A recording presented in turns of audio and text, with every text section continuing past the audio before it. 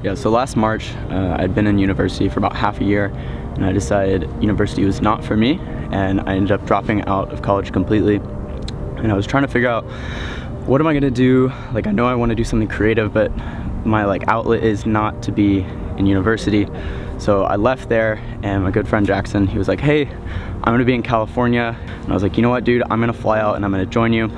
I had just finished high school and was just I just was like, let's just go travel. And Mitchell had just dropped out of college, and we just decided to take off. And that was that. We met up in San Francisco. And we had planned for the entire month, that March through April, that we were gonna tour around California. And really the goal and point of the whole trip was, I just want to figure out what I want to do creatively, just give me a little bit of headspace, meet a lot of people, and I was really interested in seeing what the creative space was like in Los Angeles. It was really a liberating time for me. I kind of was stepping out of my parents' home. I was going into my own, my own body, my own self. I was like my own person. It was really it was a great trip. I was just super energetic and exciting. It was just sick, it's life, let's go, we're taking it on. So after we were in Los Angeles, we decided to head back, and we were actually going to head back a few days early to surprise our families for Easter. And we started off in Los Angeles, and we drove out to the Grand Canyon. We spent the night there, and then we woke up the next morning, and I drove through Zion, and we just kept driving, feeling super good. It was about 3 a.m. I pull into a gas station. I was like, hey Jackson, I'm getting a little tired now. I'd love if you could drive. He's like, dude, 100%. And we switched out spots there. We were still pretty stoked. He had just gotten a full night of sleep. And we were like, all right, dude, let's do this. So the last thing I actually remember that kind of came back to me after the wreck was getting out on top of the Rockies somewhere. And Mitchell and I were trading drivers. It was probably 3 or 4 hours before the wreck happened. And I remember getting out of the car and looking up at the moon. And I remember thinking to myself, this really weird thing. I was like, today is going to be the best day of my life. And I thought to myself, I'm going into Kansas? That sounds terrible. But I remember looking at the moon, thought, this is the best day of my life. And then that's it. That's the last thing I remember. So in the back of the van, there was a bed that we used to sleep on. There was a big bed built out. It was a 15-passenger van. And I decided, I was like, you know what? I'm just gonna go climb in the back and sleep. So we were on our way heading through Utah. It was 7:35 a.m. and all of a sudden I woke up and there was this loud screech, and the car had turned really hard. And at first I thought, oh my gosh, we're dodging a deer. And then all of a sudden I felt the same feeling going the other way. I was like, oh wow, we're swerving around a car really hard. And then I felt it again, and there was a moment of silence. And then I was like, oh my gosh. And you'd just woken up, so you have no idea what's going on, and you're just super relaxed, trying to figure everything out. And then all of a sudden, after the second of silence, it's just rolling and tumbling, and I could equate the feeling to something like a roller coaster. It was just you just feel the G-forces on your body. And after the first couple rolls, I was like, this is not that bad, this is not that bad, this is not that bad. And then it kept getting worse and worse and worse. Luckily, after we rolled 6 times and it landed right side up, and my first thought, I was like, oh my gosh. I was like, okay, everything. And I just look up, and the whole van is completely torn open. And I see Jackson in the front seat, and he's leaned over like this. And my first thought, I was like, oh my gosh, Jackson. And I just lunged myself over all the seats. And it's funny, I'd never heard my voice deeper. I yelled, I was like, Jackson! And then all of a sudden I heard him moaning. And I was like, oh my gosh. I was like, okay. He's somewhat conscious, he's not dead. And so I go and I throw myself out one of the side windows, and I run and I fall in the grass. And then there's this semi truck who had stopped behind us, and he got out of his car, and I was running to him. I was like, call 911, call 911, call 911. And he was like, I already did. He's like, are you okay? I was like, I'm fine, don't touch me. We need to get Jackson. So I go over to the passenger side door, and it's all completely crumpled. The metal's just looks horrible. And I put my foot up on the door, and I'm trying to pull the door open. And after a few pulls, it totally flies open. And my first thought is what do I do? I'm like, my friend's sitting here just completely bleeding out. His blood, his head is open, it's just blood all over the car. And I'm just okay, what do you do in that situation? You see your friend in that state, and no one's trained you for that. And so all that, I'm like, you know what, whatever it is, I'm gonna go in, I'm gonna help him, assess him, whatever. So I go in, and all of a sudden I feel a hand grab my shoulder, and it pushed me aside. And this lady, she said, I've got it, you're good. and turns out to be, it was actually one of the top nurses at Aurora Medical Center. They air evacuated Jackson to the hospital, and they were like, yo, like, we don't know if your friend's gonna make it. He's in some of the worst conditions we've ever seen. The first conscious thought I had when I woke up was actually, I was in rehab, doing the same thing. I was like, that was the best day of my life.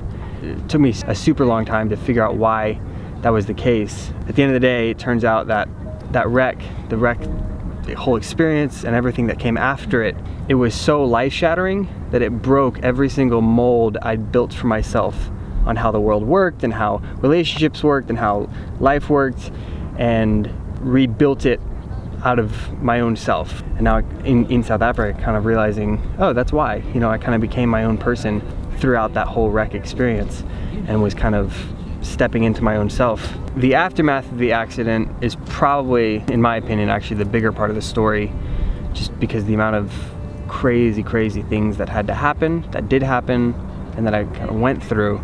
But rehab, I was in rehab for months. I had surgeries right here of all the plates and stuff they had to put in to rebuild this arm. And that was just the physical side of things. The emotional side of things, you know. And then I was in a relationship that was just super gnarly because of the wreck. I mean, it was really good. I'm super thankful for the relationship. I needed it during the whole situation. There's a lot of learning about myself, a lot of learning about how people react to different situations. Probably the greatest growth year that I'll have.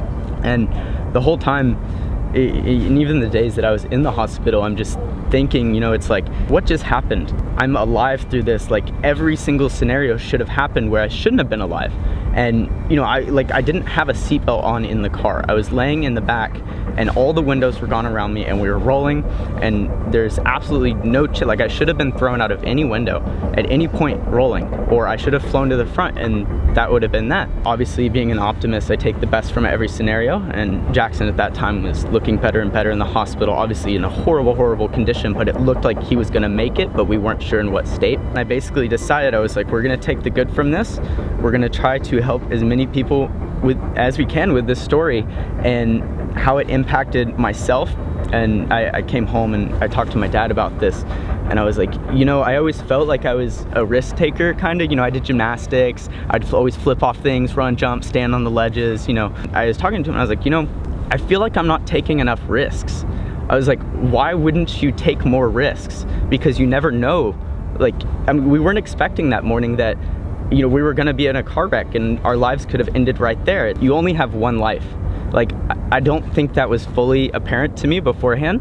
You know, you always think like, oh, I'm gonna live, I'm gonna be older, and you know, I'll do this when I'm older. There's no guarantee you'll get there. Why not live now and for the rest of your life? Because like, tomorrow's not guaranteed. So give it everything you got. Like, just put your whole heart into what you do, and your life is just so much more fulfilling that way. The biggest passion in my life is traveling, and the wreck threw all of that into a very sharp or harsh light where when you're 19, when you're young, you kind of think you've got time, life is ahead of you, and you got nothing but years and years and years of like doing whatever and like meeting somebody and getting married or traveling the world and seeing things, whatever you want to do. You kind of feel like, oh, it's gonna happen. And then when the wreck, you know, all of a sudden happened, the perspective of death was just there. And as a 19-year-old, as a young kid, I feel like a lot of people miss that, and I was 100% missing that, where I just kind of assumed, oh, sick, I'll be here until I'm whatever, 60, 70, and I'll do all the things I want to do in life. And then I nearly died, or I mean, in the hospital they were saying he might not make it for about 4 days. And when I consciously woke back up, I was like, I'm not living. I'm not doing what I need to be doing. Like, I've got to go now. I don't know if I'll make it down this mountain, let alone the end of this week, let alone the end of this month. And that perspective shifted everything. Back in December, I got this tattoo on my arm.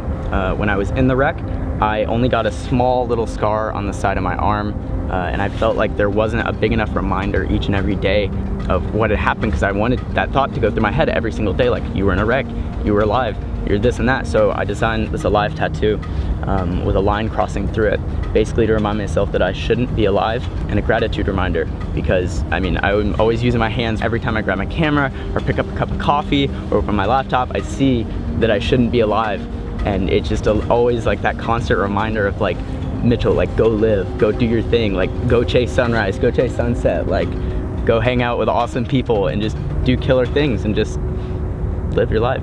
Today's the day, a year ago, that the wreck happened, and I'm in Cape Town, South Africa, which is crazy. When I thought about it, I was like, no, I have to go. I can't wait. I can't not do anything. I've got to go chase this passion. I don't know how much longer I have to do this. And that was the decision where I was like, nope, it's happening. We're gonna go. I will work. I was working 120 hours a week to make sure I could get down here to buy this camera. That's probably the biggest thing that I've learned out of all of this is you're gonna die.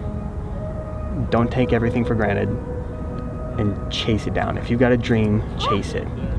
Don't let people tell you can't do it. Don't your mom, your dad, whatever, your girlfriend, boyfriend, relationships, friends. You got one shot down here. If you don't shoot when you're gonna regret it. And when you're laying there talking to death, you're not gonna want to have to say, I haven't lived yet. I haven't done what I wanted to do. And the world needs more people who chase their dreams. Dreams are always bigger than the individual. Dreams are always bigger than just some one person. They always impact other people. So the world needs you to chase down your dream and get it. And I know it's cheesy kind of, but at the same time, it's like, no, the reason it's cheesy is because it's so real. If you're not chasing it, you're not doing yourself a favor, first and foremost, and the world a favor, the people around you a favor. So if you got a dream, be relentless, chase it down, do it. Yeah!